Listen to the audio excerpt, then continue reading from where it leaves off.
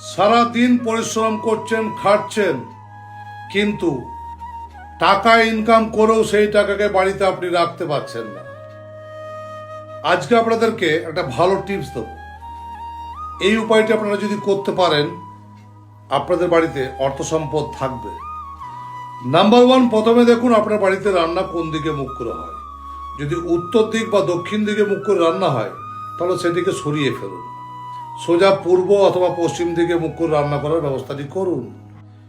দ্বিতীয়ত, ক্যাশ যেখানে রাখা হয় সেই ক্যাশ রাখার জায়গাটিকে দক্ষিণ পশ্চিম কোণাতে করুন। বাইরে থেকে যখন আসবেন, মানি ব্যাগকে বা পার্সকে আপনার বাড়ির উত্তর দিকে রাখুন। এই তিনটে জিনিসকে ফলো করুন, গ্যারান্টি দিয়ে বলছি আপনার বাড়িতে অর্থ বৃষ্টি হয়ে যাবে। টাকা তো টিকবেই, সেভিংস হবে।